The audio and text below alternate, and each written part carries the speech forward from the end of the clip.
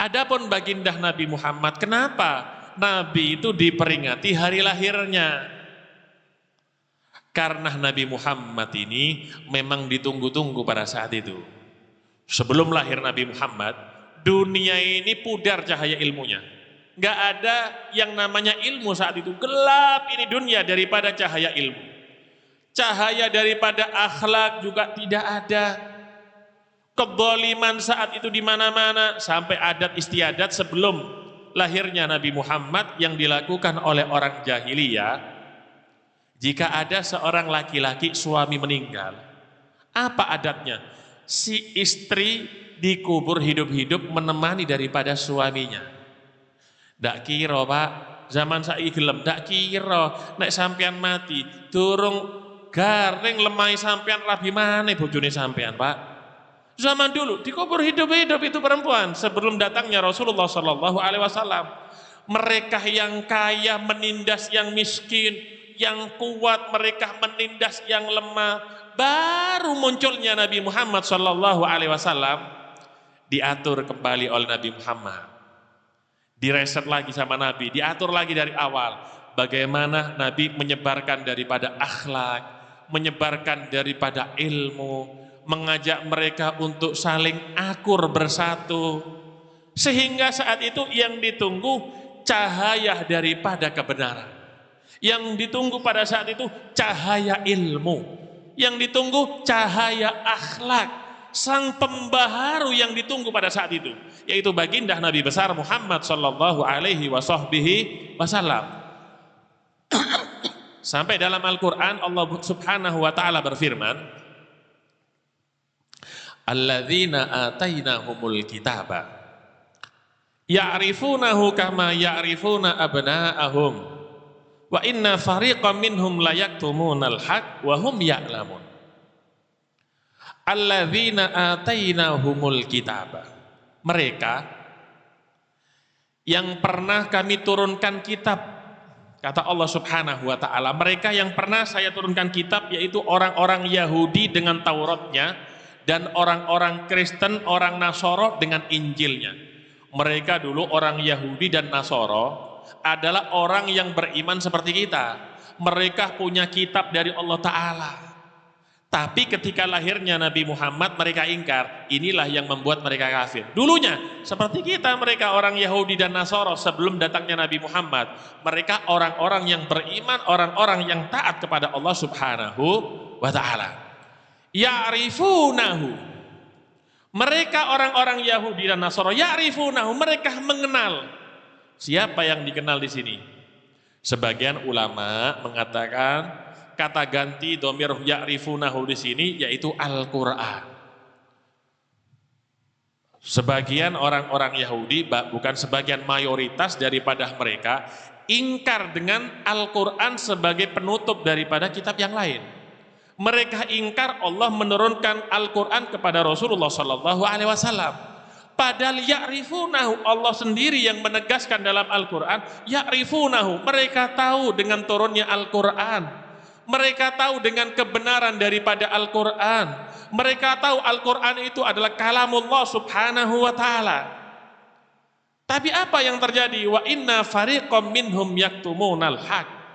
Tapi sebagian pakar daripada orang-orang Yahudi, pakar yang ahli kitab dari orang Yahudi dan Nasara, sengaja daripada mereka menyembunyikan daripada kebenaran yang datang dari Allah Subhanahu wa Ta'ala.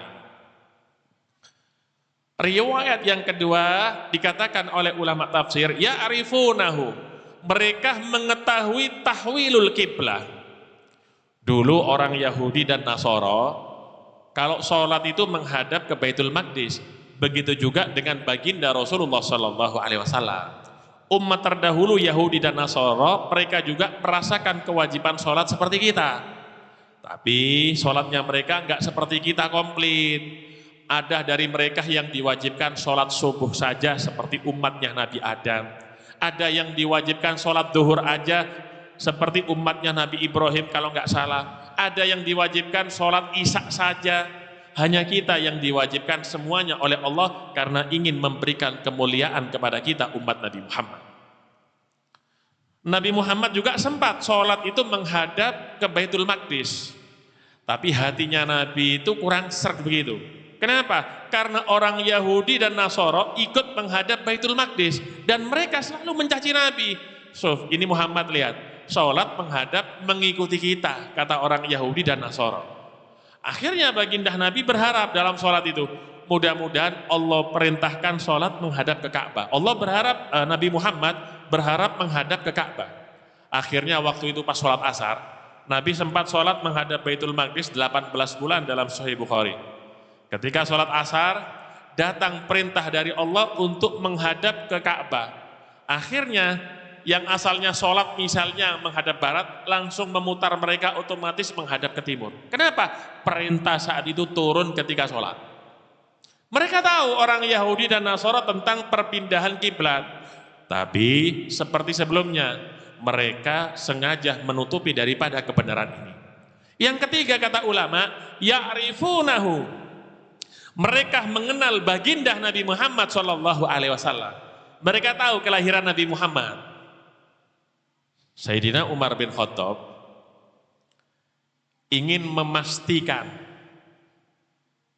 Bukan Sayyidina Umar tidak terima, Sayyidina Umar sudah terima semuanya bahwasannya dalam Taurat dan Injil dijelaskan nama Nabi Muhammad. Tapi Sayyidina Umar tidak mendapati itu kitab Taurat dan kitab Injil, belum membuka dengan sendiri. Ada yang bernama Abdullah bin Salam. Kalau sekarang ibaratnya Profesor Abdullah bin Salam ini, pakar yang memahami kitab Taurat dan pakar yang memahami kitab Injil. Ditanya oleh Sayyidina Umar bin Khattab, ya benas salam, ata'rifu Muhammadan kama ta'rifu ibnat. Kita itu kalau mau bertanya, tanya kepada ahlinya. Kalau kita tanya tentang obat-obatan, tanya kepada dokter yang ahli. Kalau tanya kepada arsitek, sampean dikasih semen. Tapi kalau obat-obatan, tanya kepada dokter. Kalau mau bangun rumah, ya tanya kepada arsitek, dia yang lebih paham daripada dokter.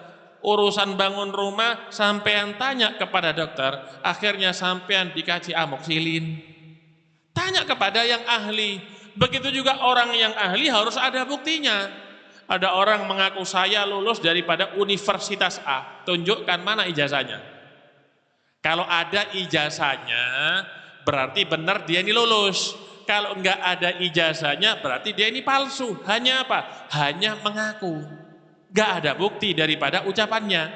Kalau dia mengaku daripada dokter, dia ngaku dokter, harus ada STR-nya. Surat izin praktek harus ada. Kalau enggak ada surat izin praktek, berarti dia ini dokter gadungan, awas. Hati-hati berobat dengan dia. Bukan malah sembuh. Dibuat mainan oleh dia akhirnya. Dibuat praktek-praktek, dibuat main-mainan. Datang kepada yang ahli. Kalau sekarang misalnya bapak-bapak ini punya istri yang hamil, kemudian mau melahirkan, dibawa kemana biasanya? Dibawa ke bidan. Kenapa? Karena bidan ini ahli. Lihat dulu ada sertifikatnya enggak? Kalau enggak, berarti dia ini bukan bidan. Sampean ngerti, Pak? Apa wong wedok iku bidan iku kok kudu wedok? Soale lek bidan iku lanang, iku jenenge bidin. Wedok iku jenenge bidan. Lek wedok lek lanang jenenge bidin. Gara-gara wedok iku jenenge bidan. Takon iki Sayyidina Umar bin Khattab. Dijawab sama Abdullah bin Salam. Bala fa aktsar. Aku lebih mengenal Muhammad daripada anakku sendiri, wahai Umar. Mana buktinya, kata Sayyidina Umar? Buktinya mana? Ba'atsallahu aminahu fi samaihi ila aminihi fi ardihi binati. Allah itu mengutus malaikat Jibril, diperintahkan untuk mengabarkan kepada setiap nabi yang hidup di zamannya. Setiap nabi itu dikabarkan mulai Nabi Adam sampai Nabi Isa akan kedatangan Nabi Muhammad. Dan mereka diperintahkan, kalau seandainya mereka umurnya panjang dan mendapati hidupnya Nabi Muhammad, mereka diperintahkan untuk beriman dengan Nabi Muhammad. Tapi Nabi Muhammad tidak diperintahkan iman kepada mereka.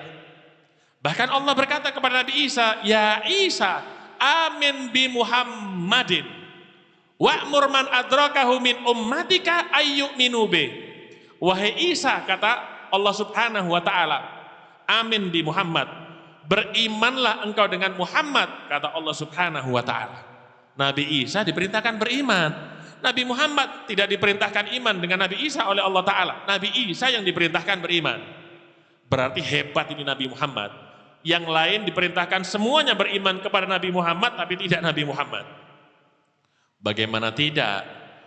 Nabi Muhammad ini manusia yang paling dekat dengan Allah Subhanahu wa taala.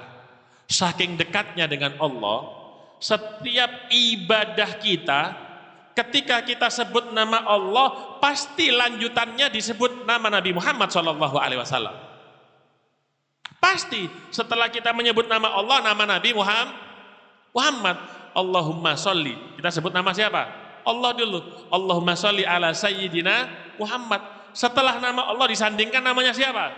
Nabi Muhammad. Itu sudah pasti, itu sudah. Tidak mungkin nama yang bersanding dengan nama Allah manusia biasa. Kanjeng Nabi ini memang manusia seperti kita, Pak. Manusia seperti kita makan, ya minum, ya tidur, tapi enggak sama manusianya. Sampean ngerti apa jenenge watu akik, Pak. Sampean biyen zamane akik watu apa wae digosok ambek sampean ndak ngerti itu watu apik, watu elek. Watu sing apik iku zamrud. Nek warna ijone koyo lampu stopan tambah larang rasa apa jenenge regane. Larang zamrud sampai 500 juta sampai miliaran. Iku sing digawe ijo biasa larang iku. Ya ono, Pak. Watu sak truk 750.000 watu kerikil. Nabi ku ibarate watu zamrud, awak dhewe kabeh watu kerikil. Sampean seneng minyak wangi, sampean itu gawe minyak wangi, ambune cendak lebus, cendak kecut, gawe minyak wangi senengane Kanjeng Nabi. Bahkan Allah Subhanahu wa taala, innallaha thayyibun yuhibbut thayyib. Allah itu suka yang wangi, suka yang indah. Orang yang wangi itu zada akluh, kata Imam Syafi'i, pinter wong sing wangi ku. Berarti waliane apa? Wong sing kecut, sing lebus ndak pinter blas. Kenapa? Emosi terus isinya, egois terus isinya. Wong pinter itu wangi, jarine Imam Syafi'i. Sebulan ini mungkin sudah 7 kali bolak-balik Kalimantan, Pak. Saya pergi ke tempat penyulingan minyak gahru. Minyak gahru itu 12 mili diambil dari tengah hutan. Diambil dari hatinya pohon yang sudah ratusan tahun. Wangi ambune, petang dino enggak hilang. Duduk tuku sing ono ndek tuku-tuku, iku minyak isi ulang iku oplosan. Minyak garut gak dijual sembarangan. Satu tolai itu 12 mili, pula itu 3 juta. Larang. Nek diibaratno minyak wangi iku Kanjeng Nabi ya kaya minyak garu. Lek diibaratno minyak wangi. Ya ono minyak wangi 2 liter 50.000 minyak goreng, Pak. Ya sece Kanjeng Nabi Muhammad sallallahu alaihi wasallam. Kata Abdullah bin Salam, aku kenal Muhammad wahai Umar melebihi daripada anakku sendiri. Bahkan sebelum Muhammad ini lahir, aku sudah tahu dalam Taurat dan Injil bagaimana akhlaknya Muhammad, sifatnya Muhammad, perangi terpujinya seperti apa, fisiknya seperti apa. Adapun putraku wahai Umar, aku belum tahu dia, jangankan putraku. Perempuan yang mau aku kawin, aku nggak kenal dia. Anaknya camat, anaknya lurah, anaknya hansip, saya nggak kenal.